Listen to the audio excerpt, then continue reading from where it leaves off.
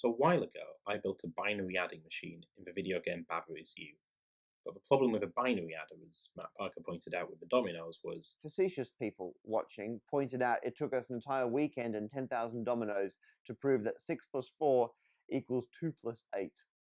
Jerks. fortunately, Infinifactory offers a little bit more scope than Is You.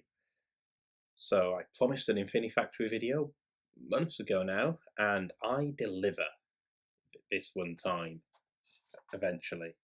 So here it is. This is the display. And these are the controls here. To add a certain amount to a digit, you use this kind of numeric keypad. This is 9 here. This is 2. This is 0. It doesn't do anything. Let's add a 2. Let's flip it on and flip it off. And now let's add a 5. And it just sort of counts up to the right number. Now let's add another 5.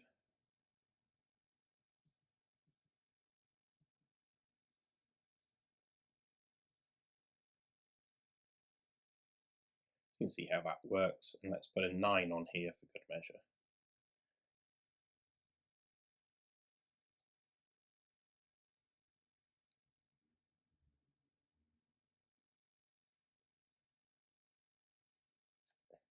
It's not the fastest. So what I want to show you is how this works, and to demonstrate, the reason that this video has taken so long is because I had to source this. This is the Addmaster Junior. It's an old mechanical adding machine. I'm going to show you how it works. So you can see it's got this row of runners and this row of numbers along the top, and that's your answer. So let's do the same calculation we just did. We put a 2 in, so I put my pen where the 2 is and just drag it down. And you can see it's got the 2. And then I put my pen in where the 5 is to add 5 and just drag that down as well. And it's got the 7, and it's fairly clear how that's happened. All you've really done is drag it down 2 spaces and then drag it down 5 spaces. It's moved 7 spaces in total. It's exactly as if I'd put a 7 in to begin with. But then if I put the 5 in again, I can drag it down to 8 and then 9, and then this arrow symbol, and then that's it. It physically will not move any further. And that is an instruction to pull the thing all the way up to the top and then come across and round. And that across and round adds the 1 over here. And now I can put the 9 on over here, just like I did before. Actually, that slot is the 9. Come down to here, up and across. It took me a while to figure out how this is working. So if I want to add 9 to 3, what I want to do if I put my pen where the 9 is and drag it down is move this thing 9 spaces down.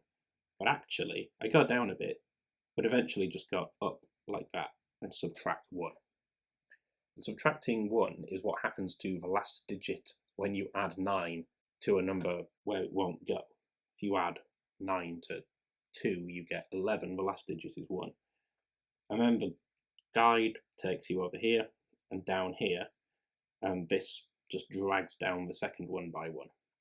If this was already on 9, so there, and I want to add an 8 to this, come down, all the way back up, across and down, and it will let me go there, but it'll display this red arrow. That's obviously not a digit, so you know that's not part of the answer.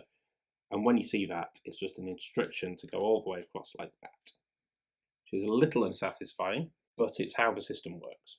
I have built this in Infinifactory, much, much bigger and much, much slower. So, how do they work?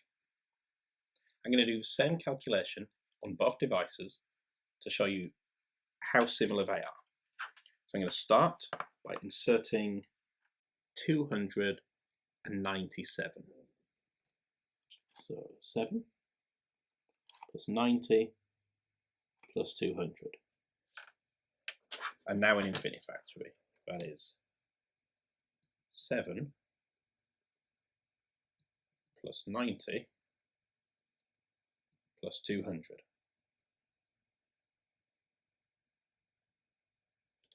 And now in both of them, I'm going to add 5. And I've picked this because it has all of the interesting types.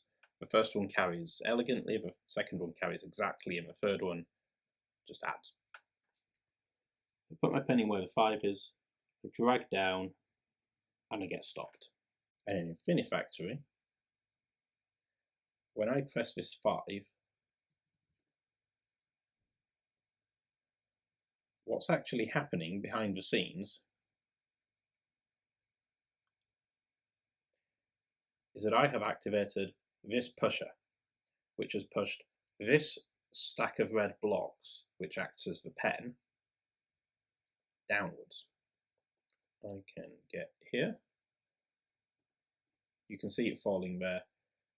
And you can see we've got the same pattern of teeth here as we have on the runners in the Addmaster Junior, and the pen has slotted neatly into one of them.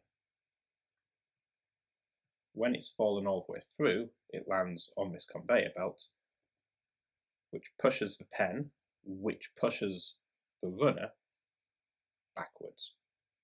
And that's how we activate it, and that runs all the way until here, where it can't go any further. Just like we can't go any further with the Addmaster.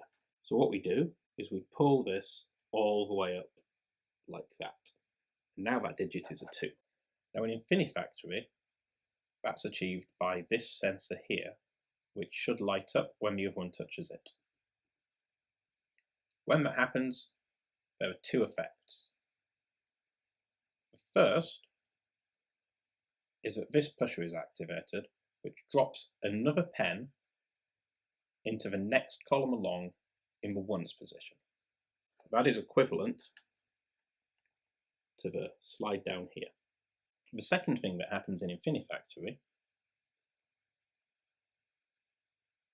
is this pusher here activates, and that sends this block round this loop of conveyor belts. The only reason that's on the loop of conveyor belts is to keep it out of the way of this sensor for quite a long time, because that sensor is connected to this pusher, which is now extended and pushed these conveyor belts over one. The pen can't go over one because there's this block here in the way, so it gets shunted onto this other conveyor belt and now starts to come back this way. When it reaches the end, it gets destroyed. And then moments later, the conveyor belt is reset, ready for the next digit. So the Infinifactory machine has actually now finished because it handles all the carries for us. I mean, I suppose arguably this is finished as well. It's just that the number on the screen here is 222, which is not quite the format we want. It's the right number. You can't argue with that. It's 200s plus 10 10s plus 2. It's the right number.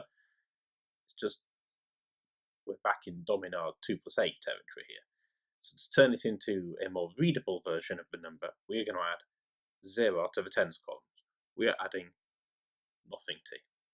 We can't go down. All we can do is carry. And there you go. There's the right answer. We got it by adding 0. Although, let's be honest, that isn't the most ridiculous thing we've done today. As much as I like the Infinifactory version, and I had a lot of fun building it, and it's a little bit easier to use than the real one, I kind of have to admit this is better, because it's so much more efficient. This can add 2 8-digit numbers with no electricity at all, and because it doesn't use electricity, it doesn't get hot, and it fits in your pocket and it never runs out, and it just sits there. And this must be decades old. It's much older than me, and it still works, and that's rather lovely. The Infinifactory version, on the other hand, was running on this rather nice MacBook, and even then the fan was interfering with my sound quality. It was rendering thousands of blocks to the screen, it was checking interactions between every combination of them. It's actually a lot slower, and that makes it quite hard to use. And that's in real life. In the Infinifactory universe, things are even worse. This fits in your pocket. The gaps between the teeth here are about 1 millimeter. The smallest object in the Infinifactory universe is, I think, a 1 meter block. Everything is about 1,000 times larger. This is the size of a building. Everything moves really slowly because it's the size of a building, it relies on quite a lot of electricity to shunt all of these blocks around, or whatever the alien power source in Infinifactory is, they never quite tell you. While the display in this is just numbers moving behind a window, in Infinifactory the display is 100 arc welders being moved in and out of position. Anyway, I just wanted to show you this colossally inefficient adding machine that I've built, and I hope you like it, because that's it. Bye!